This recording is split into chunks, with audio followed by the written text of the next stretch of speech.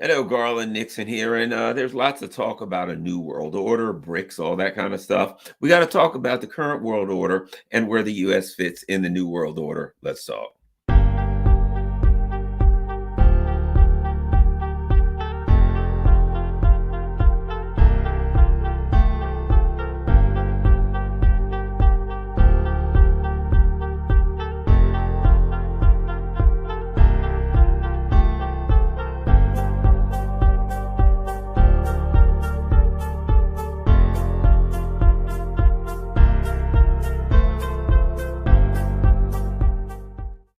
Hello, Garland here, and as usual, I actually saw somebody on Twitter tweeting about my stuff, and they said, "Well, the problem with Garland sometimes he just likes to hear himself talk." And I thought, I don't know, maybe that's true.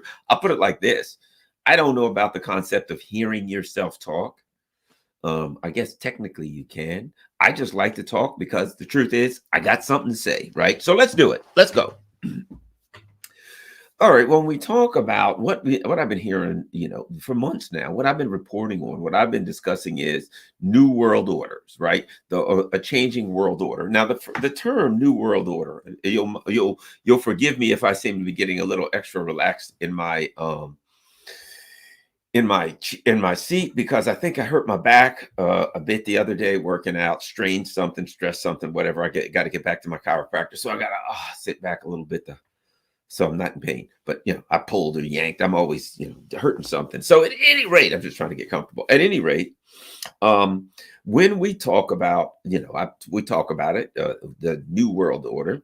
The first time we really started hearing that was in the late 80s, early 90s under George H.W. Bush, and he was talking about a new world order. Now, it is clear what he was talking about that time.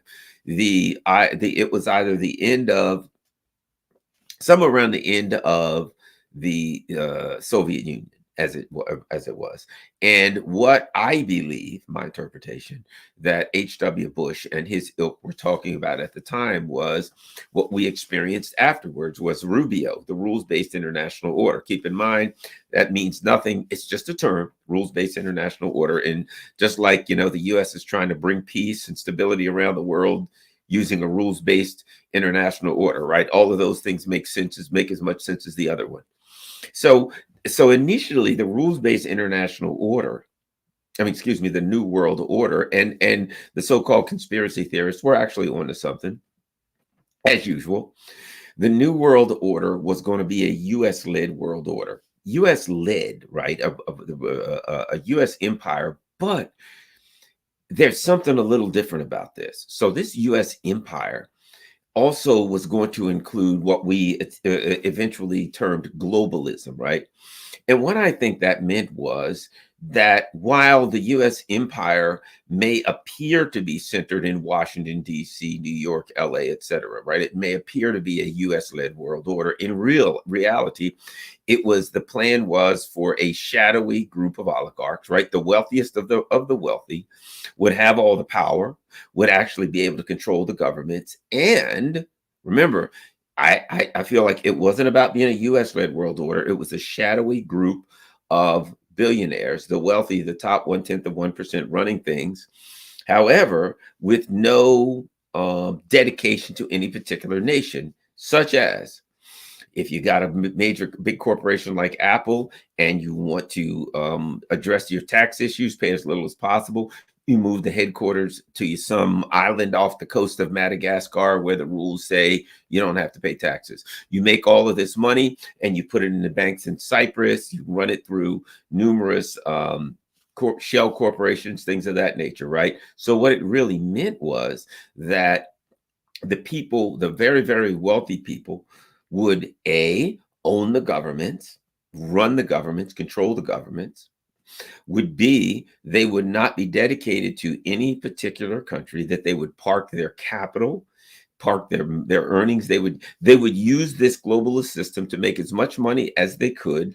They would park that money anywhere in the globe where they could hide it, where they didn't have to pay taxes, right? They would take advantage of a globalist system that allowed them to move their money around, shuffle their money around, get rid of their tax, find tax havens, get rid of tax burden, all of that stuff. Bottom line is, it was part of neoliberalism, a self-serving racket for the richest of the rich. That was the New World Order. And while it may somewhat be centered in the US, in reality, it would be centered around the globe, kind of no borders kind of thing for the wealthy, with even a murky, untraceable leadership. And no one would be able to stop it. And some of the things that we saw was such as creating these extraterritorial, extra democratic groups, organizations, etc., trade deals, so that, as an example, if my country signs a trade deal with 4 or 5 other countries, if someone in my country wants to sue a company that's dumping methyl ethyl horrible, right? We couldn't sue them. I'm in Maryland. I couldn't sue them in Maryland. I couldn't sue them in the United States. There would be a court set up under the NAFTA or TPP or whatever this trade deal was. They would actually have their own, effectively, a judiciary mechanism set up, right? So that if I wanted to sue them, I would have to go to the TPP or NAFTA or whatever, to their particular judiciary mechanism, and sue them through that. However, that mechanism would be set up by the same corporations who are benefiting from this, staffed by them, funded by it, etc. So the bottom line is this: in order to go after any of these companies, I would have to go to a court that they set up, they owned, and they funded, which means I could never win. I couldn't sue in my own court. So see what I mean? I'm getting away from democracy. I'm getting away from the people's right to govern, people's right to have input in their governance, etc. And I'm making sure that corporations are not beholden to any particular country, and therefore the rich, super rich are. So that was the New World Order. That was the idea of globalism. It was getting the wealthy and powerful out from under the constraints of democracy and borders. That was the main thing. When it came, getting them out from because democracy means you got to pay taxes, out from under all of that stuff, do whatever we want. So that was the idea of the New World Order. And what shaped was exactly that. And of course, the US empire's job was to use the brawn to ensure that that system could expand, that system could continue to drain the global south, the poorer countries that don't have a big military, could continue to drain that, and could enforce through economic infrastructure, the IMF, the World Bank around the world, could enforce the economic policies that would again keep the global south impoverished and indebted, and keep stealing their resources. So that was the New World Order. Now, what the so-called conspiracy theorists objected to, and they were quite accurate, was, hey, we won't have democracy. There'll be some government that's like a world kind of government, and we won't have any input in democracy. The truth is, they were laughed at, they were denigrated, but they were right, because that was the plan. And now what you have now is faux governments. You have something that looks and feels and smells like a government, but it doesn't operate with it like a government. It operates just like those shady, shadowy, trade-sponsored organizations that I talked about. So you end up with the Republicans and the Democrats. And when it comes to the international stuff, the empire stuff, they're exactly the same. Look at the Tories and the Labor, Keir Starmer and whoever, Richie Sunak, right? Yeah, they're the same people. They're the same party. Go to all around the U.S. empire, and you'll find that they give people a choice. You know, heads I win, tails you lose. They've made the two parties pretty much alike, and they will wipe out anybody who runs third party. Any other parties try to arise. Now they're literally trying to outlaw other parties to stop anybody else outside of that mainstream that they want. Or excuse me, actually, it's a minority rule by the billionaires, and anybody outside of that, they go out to wipe them out. So the so-called conspiracy theorists, while they had some things wrong. In general, they had it right. They were being stripped of what little remnants they had of what could have maybe at some time been called somewhat democracy. You could make an argument there was some democracy there, not much, but they were being stripped of that. So they were kind of right. And what we ended up with was the UK and the US, and it's kind of like that song, you got the brains, I got the brawn, let's make some money, right? And the UK, really, the Chatham House people, etc., they felt like they had the brains, and the US had the brawn and the big military, and they would go around the world and they would, do whatever they needed to do to control everybody. There was a couple of big flaws, and the biggest flaw is that their very system fundamentally hollows out every institution that it corrupts. So it hollows out everything. Neoliberalism hollows out corporations. Remember, they go in, they buy all these corporations, they strip them all their assets, they sell it to some other sucker, they turn it over, they do whatever, but you end up with a bunch of ghost corporations that look like they make things, but they don't really make anything. And if they do, it doesn't work, right? And they were just somebody, the BlackRock or somebody would buy a corporation that made widgets, not to make better widgets, but so they could buy that corporation for 2.5 billion and sell it for 3.5 billion and make money. So they would end up hollow it out, take all the stuff, sell it, take out big loans, basically destroy and wipe out the corporation, make it a dysfunctional entity, and then sell it to some poor sap. So you ended up with all these corporations that can't make anything worth a crap, can't make decent cars, can't make decent anything because the corporation is so corrupt, and it's really an economic tool rather than a tool that makes things. That's how you end up with Ford Motor Credit being where Ford makes all the money. Or they weren't making money where GM, the credit, the basically the car companies became credit companies where they made all of their money financing the cars, not selling cars. They didn't care if the cars worked. It was the finances that they made money.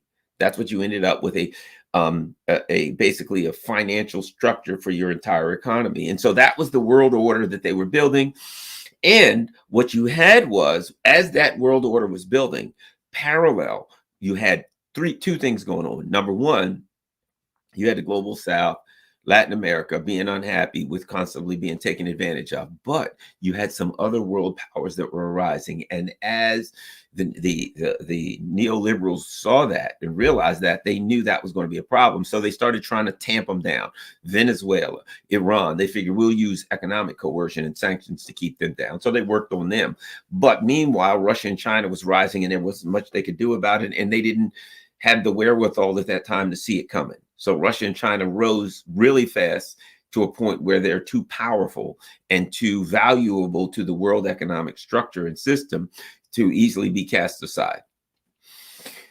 So that's where we are now. And the US now finds itself in a world order that has already shifted. It's too late now. So the US finds itself trying to fight to hold on. And here's the big problem: trying to fight to hold on to an economic structure, to a world order that's already gone, that was doomed from the very beginning because it was so dysfunctional. So now they're sitting there saying, okay, we got to hold on to this old world order at all times.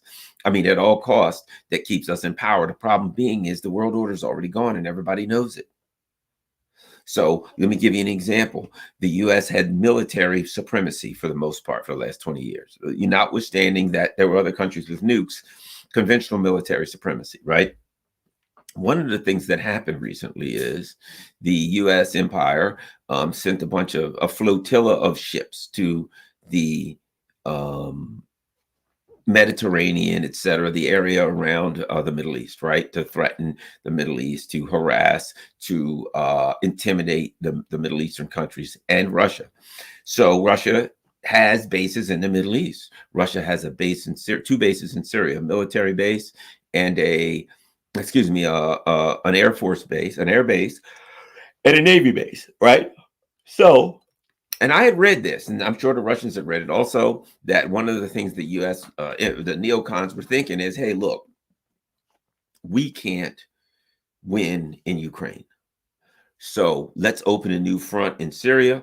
We'll put all these ships and everything there to attack Syria, to blast Syria, to finish Syria off. And of course, Russia is there. So we'll run Russia out. And who knows, maybe we'll decide to finally do a no-fly zone in Syria, and we'll clash with the Russians. So we'll open a new front in Syria because the Russians have 2 bases there, and it's not on the Russian border. So it'll be a little easier for us to harass the Russians in Syria than it was on Russia's border. Let's do it.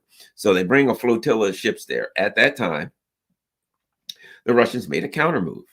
And again, this is how the world has changed. The Russians have hypersonic missiles. The U.S. empire has no defense for hypersonic missiles. They fire one, it hits. If that missile don't malfunction, it's going to hit its target, and it's going to hit it hard. It's going to hit it at, what the hell, 9, 10,000 miles an hour or something. Kinetically speaking, even if it didn't have an explosive charge on it, it would tear just the speed and weight would tear a ship to pieces. But when you add a kinetic charge, you got something you don't want to get hit by. How's that? Okay.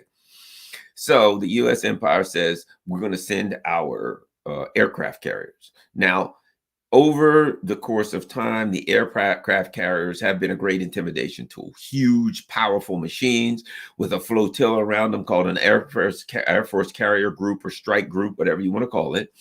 And so it was intimidating to people. It was a military base. It was a carrier was a force of intimidation. If something was going on, they'd say the United States sent 2 aircraft carrier groups to the area. Everybody would be like, holy moly, they sent 2, a Navy, and basically it's a Marine-based air base and some other ships that can fire lots of missiles and things like that. Okay, so the U.S. says we're sending these aircraft carriers, strike groups to this area. The Russians did a counter move, and the counter move was, okay, we're going to start flying our MiG-31s, a big plane that flies really high and really fast, and therefore subsequently carries the Zircon, which means dagger, the Zircon hypersonic missile, which can do quite a number. We don't know how much of a number, but possibly even sink an aircraft carrier. I'll put it like this: if it hits the aircraft carrier, that aircraft carrier ain't gonna be happy, right?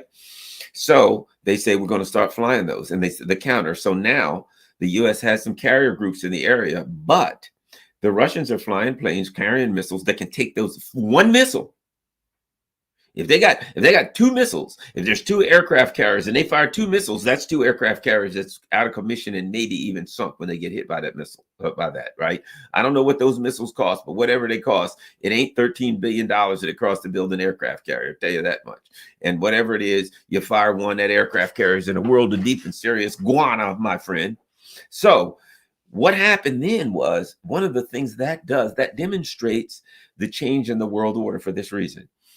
Look, if you're, I don't know, the Philippines, although they're, that doesn't count because the Philippines is under the U.S. empire owned. They have no independence and sovereignty. Let's just say you're, I don't know, Cambodia. And the U.S. sends an aircraft carrier group to your coast. You got to be worried because they might strike you with a bunch of planes and missiles, all kinds of things. That's a powerful, powerful force. Now, what the Russians say is this: they don't scare us. The days when an aircraft carrier could go around the world and intimidate people are gone. You send an aircraft carrier anywhere near us, we'll sink it. And we know it, and the U.S. knows it, which means now the days of the U.S. using an aircraft carrier strike group to dominate the world are over. At least if there's Russians around and they're flying MiG-21s with Zircons on it, those days are behind. That is a representation of the world, of the change in world order. Militarily, the U.S. can't really intimidate someone with aircraft carriers if the Russians don't want them to. If the U.S. says, okay, we're going to send them to China, we got some aircraft carriers. Now, China can take care of themselves, but let's just say the Russians say, you know what we're going to do? We're going to park some MiG-31s in China. We're going to park some missile launchers in China. And in those missile launchers, we're going to put some Zircons, which have like a 1,700-kilometer range. You know what that says? If you got aircraft carriers, they better not be within range of them Zircons.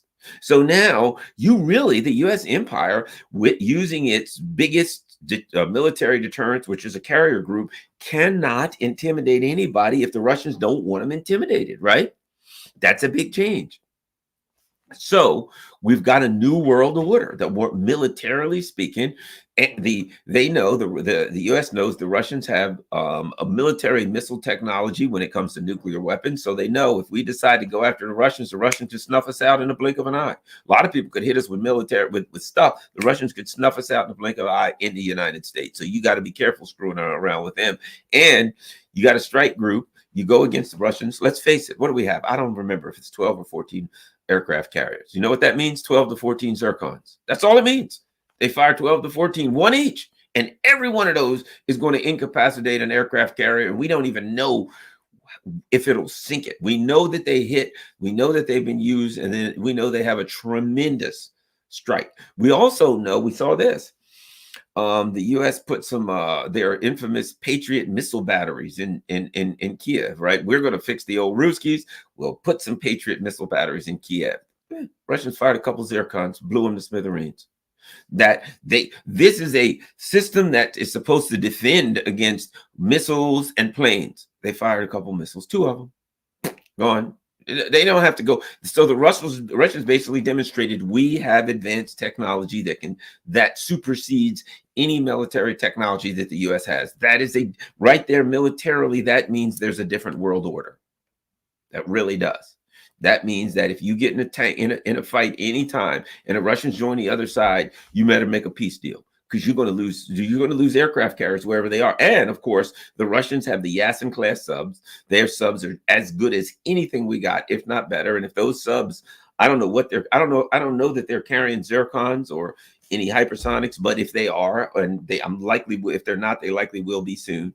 Now you're going to have submarines that we cannot find, cannot track, just like we have ones that you can't find and can't track. The Virginia class, I think they are. But whatever the case, but they got Zircons. So it's a different world order, because we can only intimidate people when it comes to those aircraft carrier strike groups, as far as the Russians will let us go. If they get on the other side and they start baring their teeth, like in animals, they start baring their fangs, you better back up and make a deal, because otherwise you got no aircraft carriers. And the world knows that now. The world knows that. And the other big part of it is we decided to test them. We decided to go into Ukraine to get something flared up and to test the Russians. Well, that's a test. We tested them. We tested the Russians in Ukraine, and it appears that they've stood up to the test. We tested them economically. Oh, yeah, we're going to do everything we can to take you out, right? So we did everything we could to economically take them out. Yeah, that ain't work out so well either.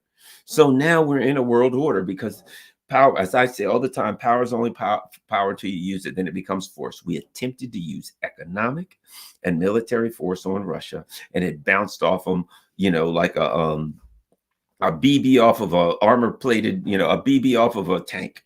Didn't hurt them. I mean, now they use their diplomatic powers in order to get their friends, China, India, Iran, etc., to keep buying stuff and sending them stuff. So they had enough people that they could, South Africa, North Korea. Bottom line is they had enough friends that when they needed something, they could get it. When they needed to sell things, they could sell it.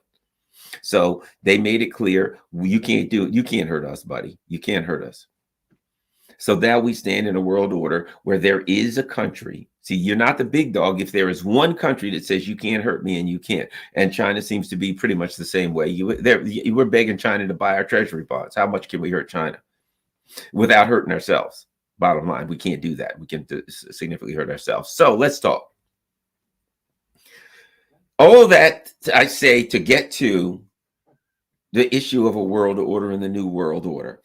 What if a new world order has come, is arising, is already here, however you want to put it? What is the significant facet of the new world order that will be different from the one of the so-called unipolar moment where the U.S. felt that they were in charge? What is the defining characteristic that would be different?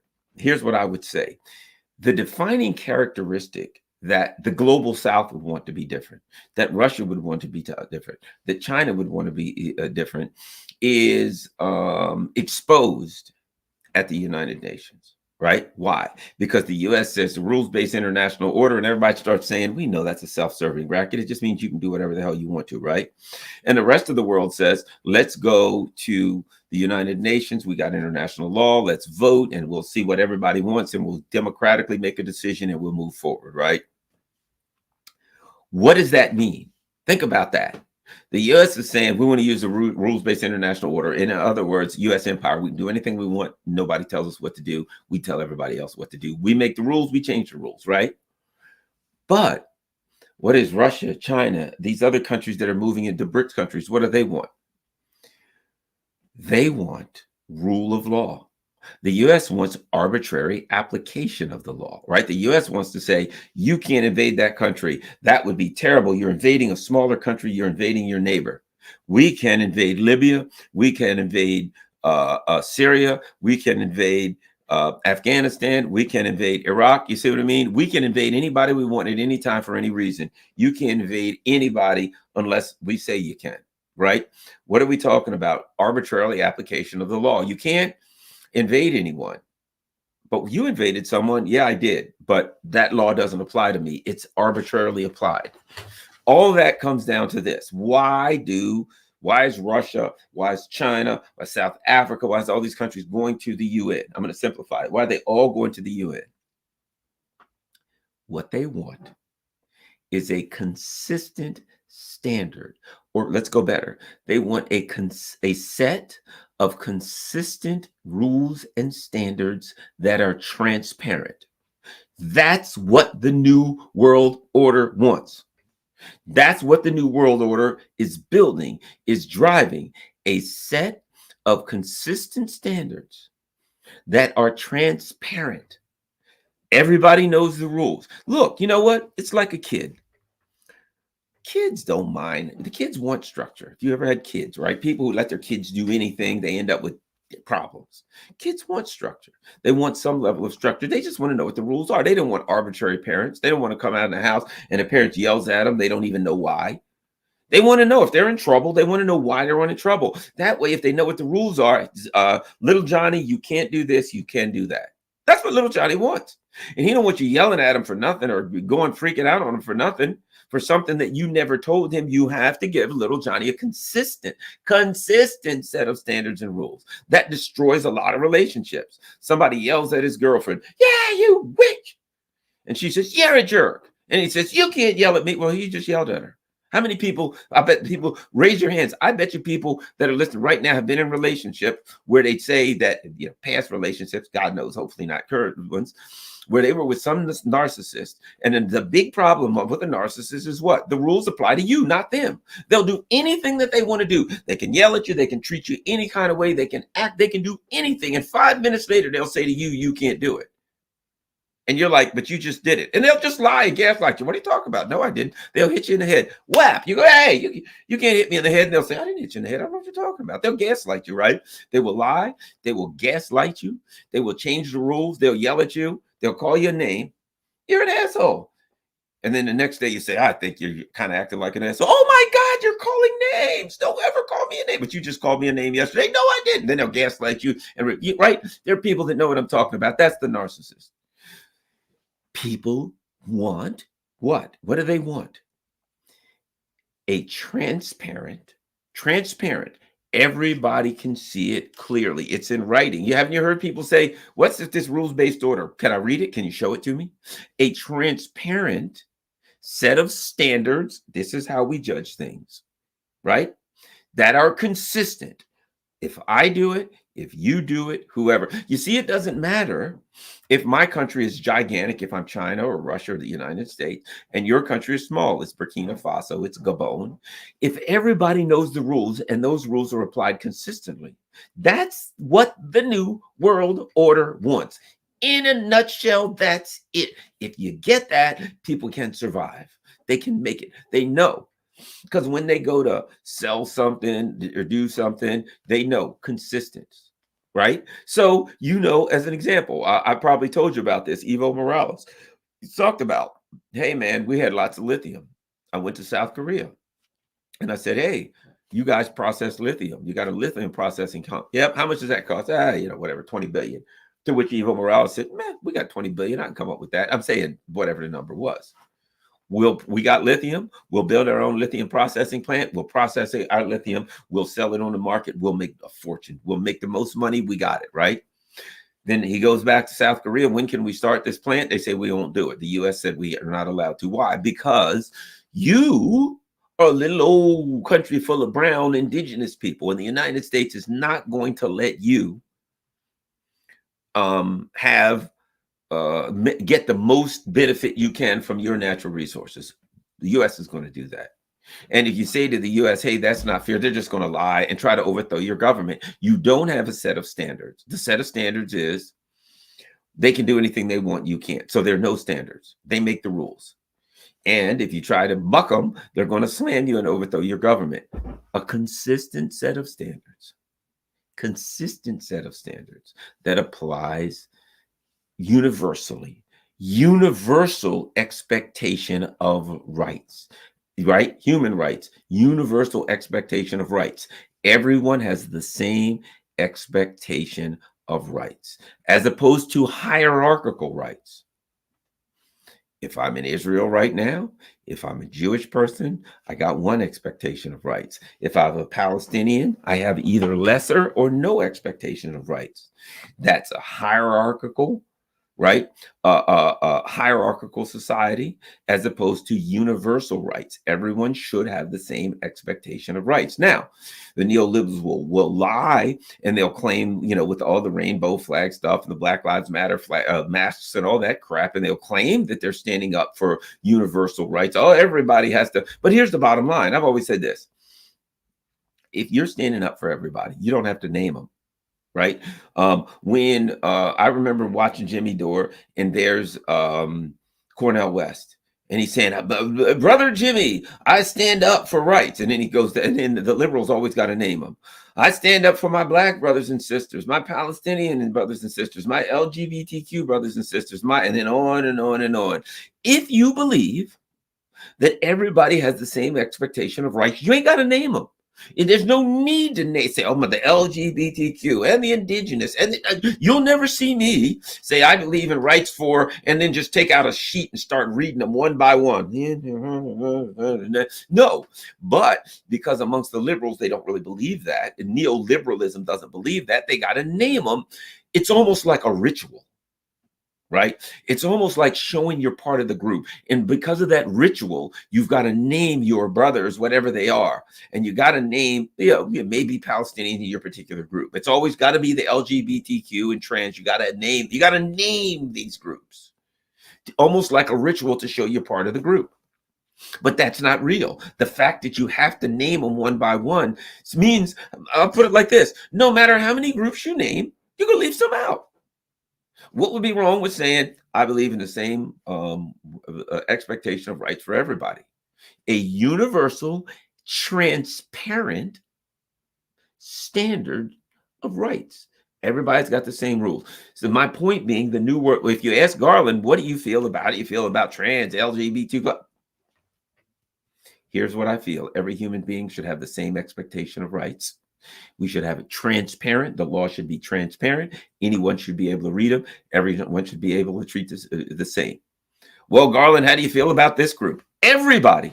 You know why? Because if I say everybody, one of the things that happens this, if you say certain groups and you leave some groups out, they feel like maybe you didn't mean us. Right? What happens if you, hey, Garland, what group? How do you feel about the rights for so-and-so? Well, I believe that LGBTQ, trans, indigenous, Black people, whatever, Aborigines, you name it, right?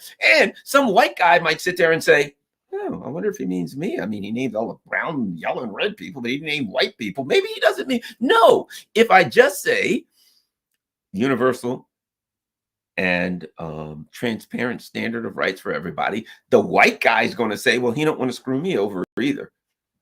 And the Inuit Eskimo is going to be, well, he said everybody, so clearly that applies to me. I don't need that ritual of liberalism where you have to name some groups or you didn't perform the ritual to show that you're part of the club. No, everybody. That's the New World Order. No ritualistic describing of any certain groups. Instead, the New World Order says transparency. What is that? International law. Anybody can go read it. What have I said? I said, let me ask you this. When people say Israel's right to defend itself, I say, look, I can show you under international law, the Palestinians are occupied under international law that fits the description of international law of an occupation. So under international law, the Israelis are occupying, the Palestinians are occupied. That's like good, bad. You don't have to like it. That's the way international law. It's a transparent set of standards. Now, under that same transparent set of standards, the occupied people have a legal right to resist occupation and use force. I can show you in writing the rights of the Palestinian people to use force to resist occupation. However, I can't find anywhere or show you anywhere in that transparent set of standards the occupier's right to defend its occupation. So when someone says, hey, look, the Israelis have a right to defend themselves, I say, show me that under international law. It's transparent. You can go online anywhere time you want and read it. It's a set of standards. It says what occupation is, what isn't, what you can do if you're occupied, what you can't, right? So I can show you in writing what the Palestinians legally can do to defend occupation, whether or not what's going on fits the standard of definition, legal definition of occupation, and what the Israelis have a right to do.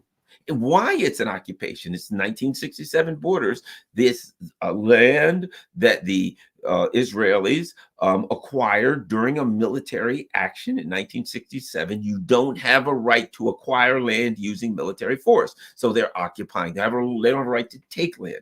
The Golan Heights in Syria. You don't have a right to that, Israel. Why?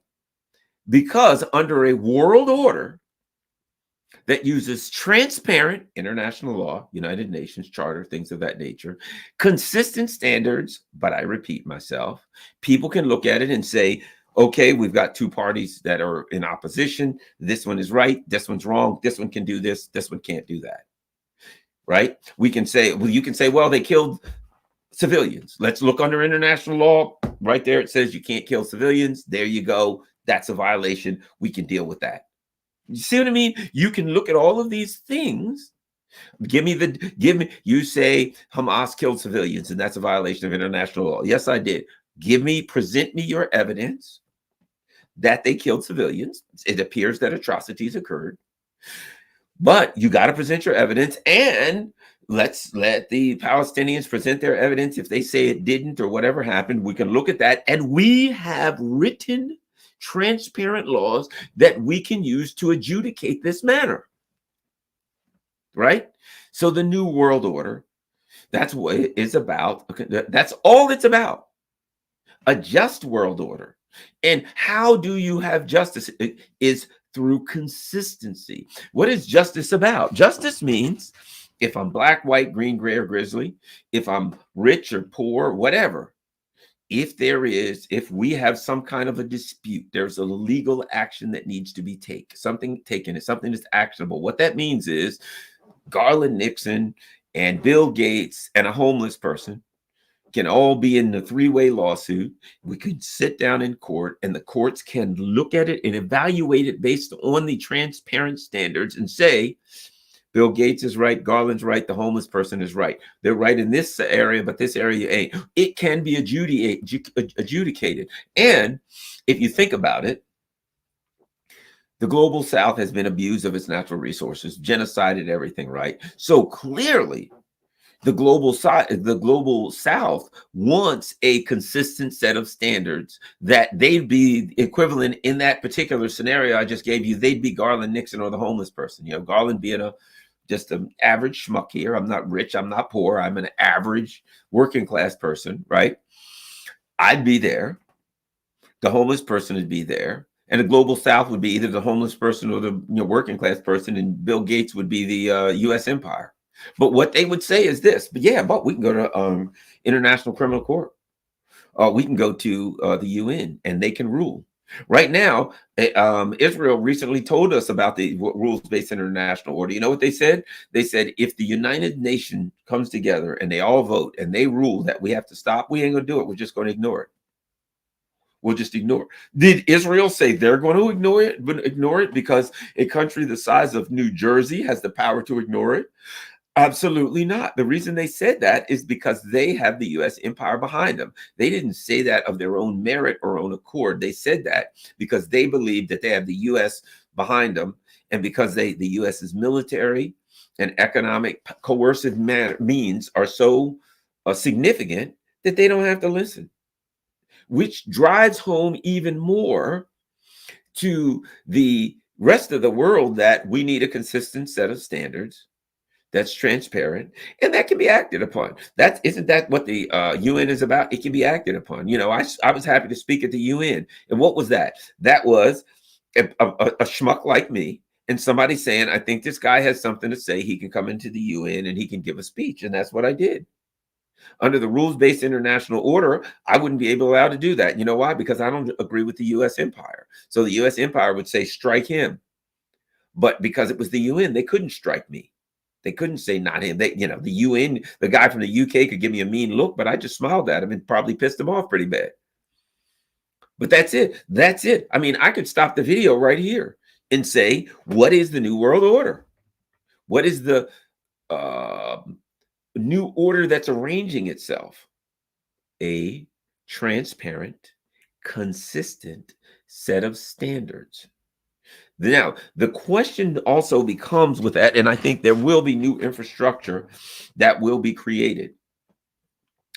It also means you need some place to adjudicate those standards, to evaluate people who are accused of violating those standards. That will be the UN, but you got the International Criminal Court, which is bull crap. You know what I mean? You're going to have to figure that out. But one of the things to me that is also a part of the new world, the new world order, which is coming together, which is building, is BRICS, right?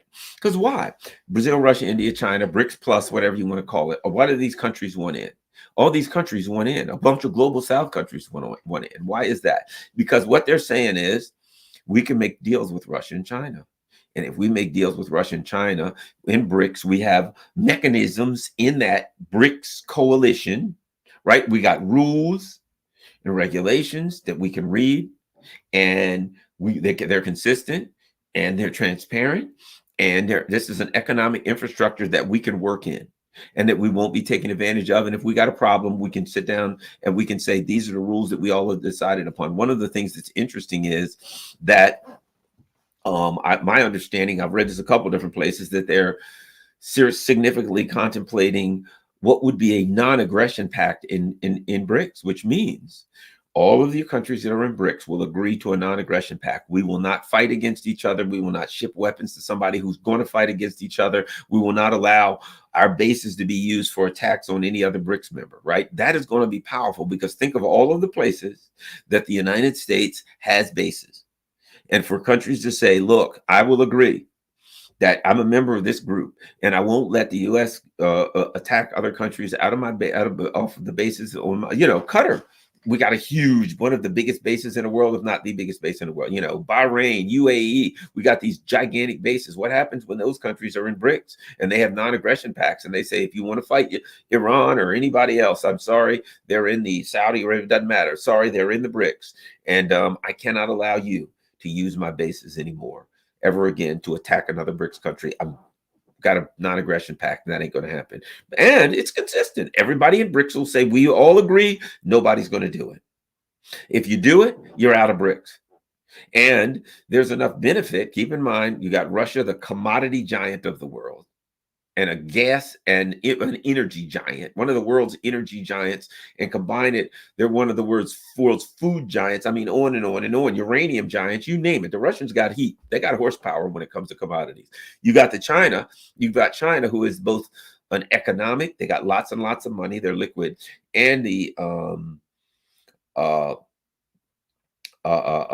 industrial giant of the world. So you got friends. You're in BRICS, you got friends. And you want to stay in that. You want to get deals right? You want to make money. In order to do that, you got to go along with that non-aggression pact. I look for that to happen. 2024, who's in charge of BRICS?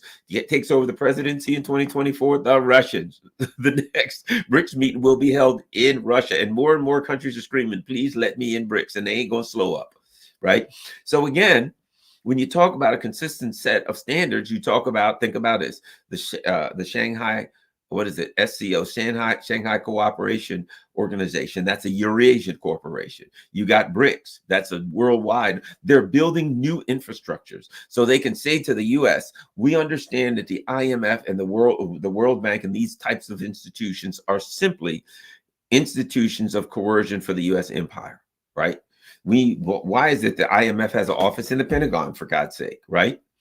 These places are simply tools of empire, and we understand that, which means they're going to be inconsistent, which means if the U.S. says we want to, the World Bank or the IMF will give money. Right now, the IMF is giving some big loan to Ukraine, right? But the IMF rules say they can't give loans to countries that are at war. But the standards are inconsistent because the U.S. makes the standards as they go along. Okay, those are the rules. Yeah, but we want to give them some money. Yeah, give them some money. Who cares about the rules? They're inconsistent. Countries don't like that, just like a child doesn't like inconsistency from their parents, right? They don't want you to blow up for no reason. They don't understand why. If you hit the ceiling, if you get angry, they want to know, well, he told me not to go to the football game. I went to the football game. Now dad's mad. I know I'm in trouble because the rules are transparent and consistent. For me or my brother or my sister, they're not going to play favorites with one child, right? Consistency, that's what we want. And if you are, think about this. If you're a weaker party, if you're a weaker country, if you're Burkina Faso, if you're Gabon, if you're whatever, Bolivia, whatever, you don't have a big military, you don't have all this power, right? The only thing that protects you from the big guys is a consistent set of standards that will be enforced. So that way, you're Burkina Faso, whatever, and somebody says, we're going to take your oil.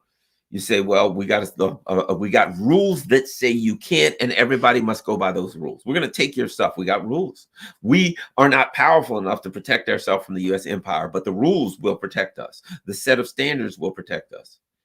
And those set of standards are there and they're rising. That's why BRICS is not going to take over overnight, but as more and more countries join it and countries start to enjoy the benefits of this consistent set of standards, more countries are sitting on the outside looking, saying, man, you guys are doing pretty good. That works. And nobody's overthrowing your country. Nobody's invading you. Nobody is embargoing you. Nobody is. What happens when BRICS says, here's what we've decided as a country. When it comes to Cuba, we're ignoring all sanctions. All sanctions. BRICS will now ignore all sanctions to Cuba. And if the United States wants to sanction Brazil, Russia, India, China, and on, Saudi Arabia and Iran, and on and on and on. If you want to sanction all of these other major countries, give it a shot. Let's see how this happens. But we are going to ignore the embargo on Cuba. We're all going to do business with Cuba. We're going to ignore the embargo on North Korea. That's coming. That's coming. That is coming. So look what's happening. The Russians are already starting it. The Russians are saying, you know what? But think about this. Let me throw this at you. Something I've reported on all this stuff, so I'll tell you. So a few weeks back, a couple months back, Kim Jong-un, I never can remember, the leader of North Korea, Kim Jong somebody, goes to Russia. He meets with President Putin. And where do they take him? They take him to the Roscosmos, a tour of the Roscosmos Space Center, right? Russia's a real deal. They got their own space center, right? Shoigu goes there with him. They wander all around the space center. Russia can launch. We can launch satellites. We can do all of this. We're the real deal, man. We got a space center. They bring Kim Jong, whoever there. He looks at all the space stuff, right? You been paying attention to what happened last couple of weeks? It seems that the North Koreans have some quality new ICBM technology. So now they got better ICBM technology. Wonder where they got that. And what else happens? They just launched a satellite. Apparently, it appears to be a military satellite. So now all of a sudden, North Korea is launching satellites. Isn't it a strange coincidence that the leader of North Korea shows up in Russia and they get a tour of the Roscosmos Space Center? They go back, and all of a sudden they're doing something they never had the ability to do before. They're launching satellites. I suspect that the Russians said, well, remember, the Russians said to South Korea, look, you stay out of this Ukraine stuff. And because the Russians had good, I always had good relationship with South Korea, great relations with South Korea. They tell them, stay out of this, stay out of the Ukraine stuff. It ain't your business. The next thing we find out, South Korea is delivering at the behest of their masters in Washington. They're delivering, hundreds of thousands of rounds of ammunition, of artillery rounds, right? So the Russians are like, okay, we tried to tell you. You want to stay out? You're gonna arm them? Kim Jong, whatever your name is, get the hell over here. Hang around in Moscow, shake with hands with Putin. Here, hang out with Shoigu. Go over there to Roscosmos Space Center. If you see something you like, point it out. Well, I would like to have a military satellite. Oh, okay. Putin's like, hey, Shoigu, man wants a military satellite. See what you can do for him. Okay, boss. Next thing you know, you got Shoigu showing up, and you got with his delegation, and they're launching military satellites. I think Russia's going to arm them to the teeth. They tried to tell South Korea, stay out of it. You don't want to listen. Sometimes you got to learn the hard way. So we're going to arm these people to the freaking teeth. Japan, you guys want to get froggy and argue with Russia over some islands here and there? No problem. You're sitting there right in front of North Korea. We're going to arm them to a teeth. Everybody knows North Korea ain't attacking nobody. It's all defensive, but they're going to arm them to the teeth. They're going to get, what do you have now? You got satellites in the air. You can do tracking. You can do targeting from satellites. You got space assets. You're now in the real world. And apparently, from what I understand, Russia's in their Pacific region, they're short of the people that they need for the amount of industry. So they're going to bring in North Korean labor to work there. So North Korea is going to make money. Their people are going to have work. They're going to be able to eat all the kind of things that people need. And it's just a matter of time before BRICS et al. Starts to say to the U.S., and it only makes sense, one of the ways that we're going to take out this rules-based international order is we're going to now say, they're already with Iran, they're going to say Venezuela, Nicaragua, Cuba, whoever, North Korea, effective immediately, all countries in Shanghai Cooperation Order, in BRICS, etc., we're all going to agree that all sanctions on them are gone.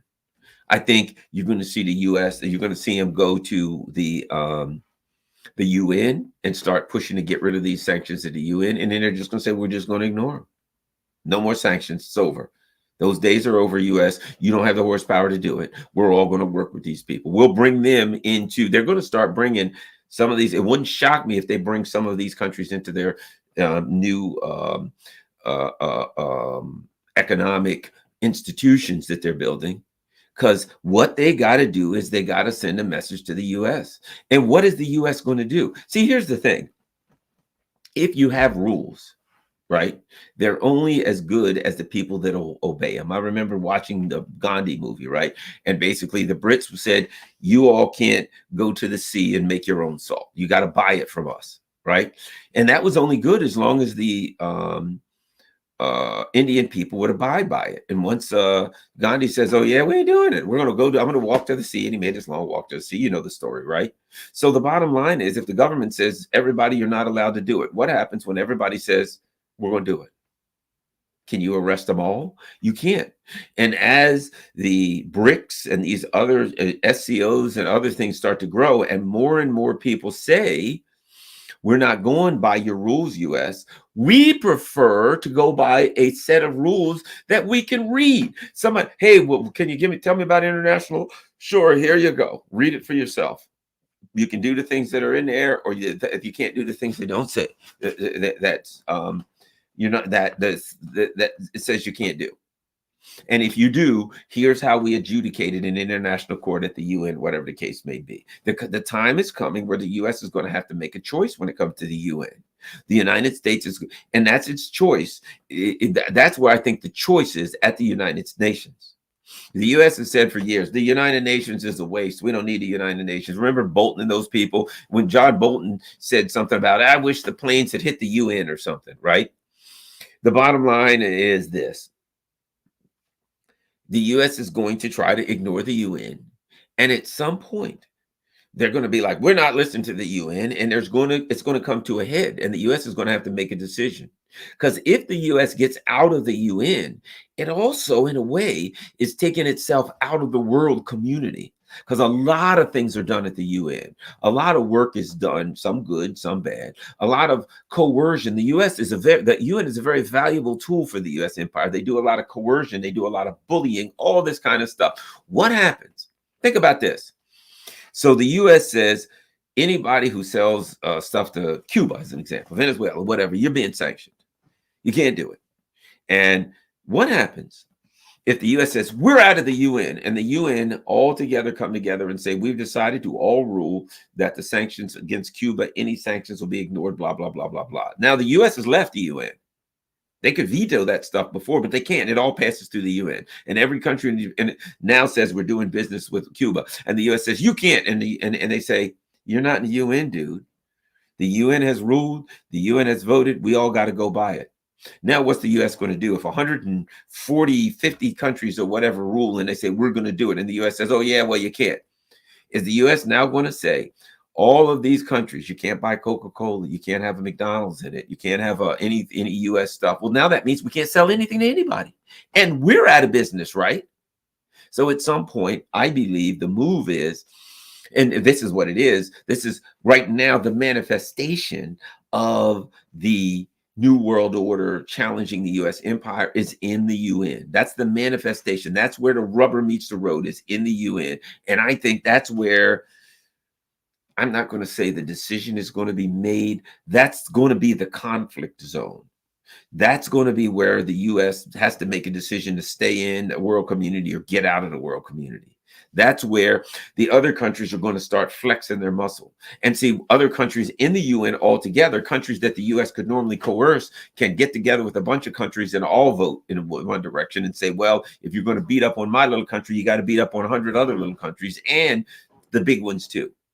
Can you afford to do that? Can you say to your corporations, you can't do business with anybody outside the United States? And now all of a sudden you're stuck. Who are you going to do business with? Who are you going to sell stuff to? Cuba can do business with everybody, and you can't because you have sanctioned everybody for doing business with Cuba. It's coming.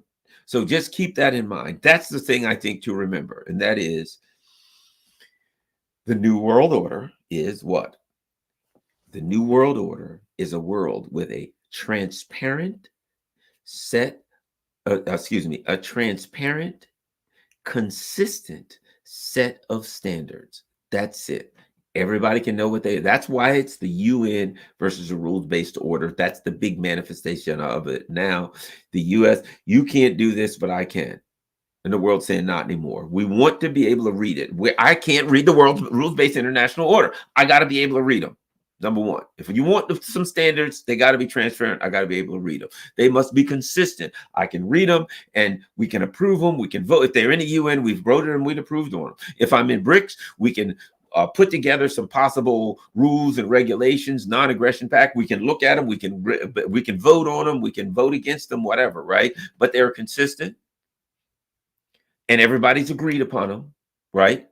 So we got standards, consistent, transparent. They were democratically created in a world, in the world community. All these people voted on them, and then we're going to go forth and do them. And that's now the question becomes, where, I'll finish it up, does the US fit in an environment with consistent, transparent standards? Well, here's the bottom line. In order for the US to be able to operate, it's going to have to kind of turn inside out. What I mean is this: right now, we don't have that here. When it comes to voting, when it comes to elections, all that kind of track, nothing's consistent. Look at the censorship. Is there a consistency? I don't care if you're going to throw me off Twitter, as long as I want to know what gets me thrown off Twitter, what gets me thrown off Facebook, what gets me thrown off Instagram. That's all I want to know. Transparency, not now, miss, this, not any prefix that you can put in front of information. And then when I say something that's 100% true, you throw me off anyway, right? That's the rules-based international order on Twitter or whatever the case it is. I can look at what you say. I can interpret it. I can add it, call it malinformation, disinformation. You can say, but it's true. I can say, yeah, but it aligns with what the Russians want or stuff. Whatever the hell, you're thrown off. An inconsistent set of rules, no standards, no consistent standards, no transparency. I don't know why they're going to throw me off Twitter. I don't know what I can do that will get thrown me off or not thrown off. And they're going to lie to me about why I'm even thrown off or not. That's inconsistent. I want a new world order just on Twitter and Facebook, for God's sake. So at least I know YouTube. Tell me what those standards are. They can't, because when it comes to empire, they want the opportunity to make the rules as they go. They want to change the rules as they go. They want ultimate power. This is about power. This is about ultimate power to change the rules anytime they want to. So in order for the U.S. to be a successful participant in this new order, the people in the United States are going to have to demand and fight for it themselves. The people in Britain, the people, in the UK, the people in France, the people in Germany, all of us people, all of us, if our country as a whole is going to operate under a set of consistent, transparent standards in a world community, we're going to have to force them to operate first here. We're going, whether it's lawsuits, whether it's third-party candidates that we put in, whatever we do, we're going to have to force the empire to live by a consistent, transparent set of standards. That's what we want. We got to get it first, or our government will never do it. So that's where we are. That's my thing. Remember, transparent, consistent set of standards that came about, Leslie, that came about, that arose from a democratic process. The UN, a bunch of people vote on it, it's done, right? Democratic process. We all get together and we all agree that we're not going to eat garland. We've all voted. Should we eat garland? Nay. How many ayes? 4 ayes, 12 nays. The nays have it. We ain't going to eat garland. So we came upon that. We came to that. We came up with that standard, with that rule. We came up with it through a democratic process. Everybody agrees we ain't going to eat garland. Well, not everybody. It was 12-4, but the 4 who lost, they still can't eat garland, because the 4 say, "Hey, you know what? I'm going with the majority. If everybody votes not to eat garland, we'll have to eat somebody else, for God's sake. But it ain't going to be garland." Consistent, transparent set of standards that came about in a democratic manner. That's the direction the new world order is going. And U.S. empire is going to have to, as my mom would say, and you've probably heard this, charity starts at home and spreads abroad. America is going to have to learn. It's going to have to be forced to apply that at home. And once it's forced to apply that at home, it will have no choice but to go out into the real world. Thanks a lot, everybody. Let us go and see what we got. My back's killing me. I can't wait to get to my chiropractor. Just work it out, doing idiotic things. That's me. Ian Moon, thank you a lot, Ian Moon. We're going to look and see if somebody's got something to say. Next, we usually do. Dark Dragonov, you underestimate the U.S. empire. Desire for the to win. It's not about justice. I desire to raise a family and I want 30 years of poverty. There you go. I don't underestimate it. I'm just saying that's the way the directions things are going. And the world's going there. Whether the U.S. empire is going to join, that's what the U.S. empire has to do to be a part of that. That's what the world's doing. Thanks, Anun Calrissian. Wow, like Lando Calrissian, huh? Let me look. How about we go next? Anun says, Israel has become the very thing that tried to destroy them 75 years ago. Yep, you become what you hate. Ain't that true? Joseph Curry, with the Russians wrapping up a victory, why are they now building up such a large army? Well, a good question, and a great question, and I'll answer that. One of the speeches that Vladimir Putin made recently was, the next decade is going to be very dangerous. There's going to be a lot of change. It's going to be tough and dangerous, right? The Russians understand how to survive. They're going to build a powerful defensive army, because the more powerful it is, the less chance they'll have to use it. They understand that the knuckle dragging apes on Capitol Hill, in the White House, etc., will do whatever they think they can get away with. They understand they're going to need a deterrent force. And I think the Russians are going to put together a very, very powerful military, about 1.5 million. It's powerful now. They're going about 1.5 million people to make sure that the U.S. doesn't get froggy. So I think they're going to build up this big military force, and I think it's defensive. Look, has Russia been invaded over and over? Yes, they have. I think it's wise for them to prepare in case somebody wants to invade them, and to make it less likely that somebody will invade them because they got a powerful defensive military. Let's go. R.W. Isaac, are the UN and the G20 going to fade away in the post-hegemonic world, or will they instead become less Western favoritist and more representative of the institutions which they were intended to be, consistent standards, etc.? I'm arguing the second part. I'm arguing that the foundation of the new world order is going to be the UN. They're going to use it. If the U.S. wants to get out, they can, but that would destroy the U.S. to get out. It would be very, very difficult for the U.S. to maintain credibility and not be in the UN. So the bottom line is, yeah, the UN, I don't know about the G20, but the UN ain't going nowhere. It ain't going nowhere. It'll be part of the new world, a new order that isn't a world order in the concept that it dominates the world. It's going to be a world order in a context that it sets up the standards and the structure for countries who are less powerful to feel that they can get an honest shake, to feel that if they have a gripe, that they have somewhere that they can go to have their grievances heard. At this point, Israel, he says, is the bane of West Asia. The United Snakes of America is the bane of the world. All right. Well, hey, let's move on. How about Anun Karishian says, free Palestine. All right. I'm all for that, brother or sister. I don't know. Sparky says, build a better world with BRICS. The Sparkster. I'm down with you, Spark. Sparky also says, make Israel Syria again. In those Ottoman Empire days, Jews and Arabs got along. Well, the truth of the matter is that if you look at it in reality, the U.S. empire doesn't operate in the best interest of Israel whatsoever. I mean, the Israelis were in the street for the last year saying, hey, Netanyahu's a jerk. We don't like him. And the U.S. is keeping him in office and helping him keep him in power. He's the worst thing that ever touched Israel. He's wiping out and destroying Israel. And so is the U.S. benefiting Israel? No, Israel's just a tool for the U.S. It is a military outpost. They ain't doing anything to look out for the Israelis. If they were looking out for the Israelis, they would want an Israeli country in the midst of the Middle East. They would want him to be in a time where there's peace and they could get along with their neighbors. The U.S. is the worst thing that could possibly happen to Israel. Let's keep going. They ain't loving Israel. Nixon Door 24 says, Sparky. Thank you, Spark.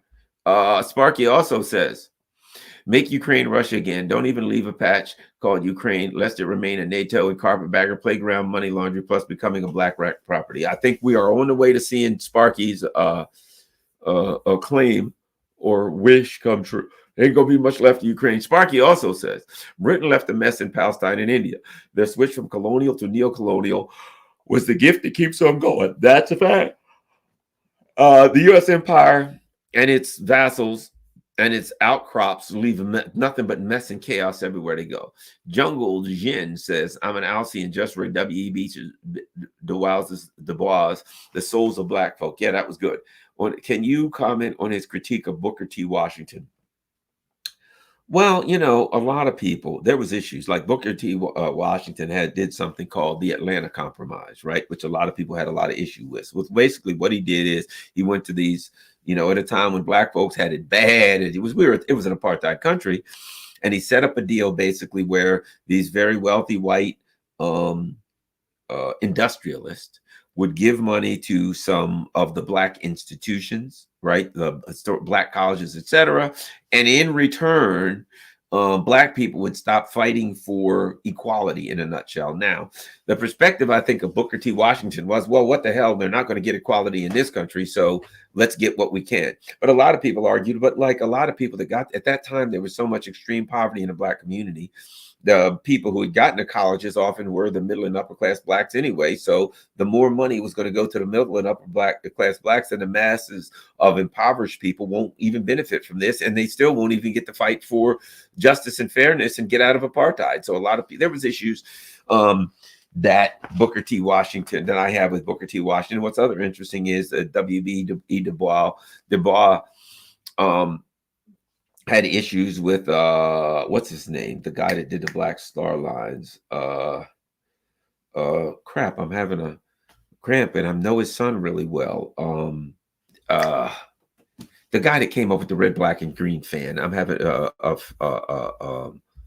guy that came a flag. But at any rate, Marcus Garvey and W.B. Du Bois had their issues. But at any rate, you know, in the end, W.E.B. Du Bois ended up in Africa. He got run out by the United States. They called him, you know, a communist, Soviet, you know, whatever the case may be.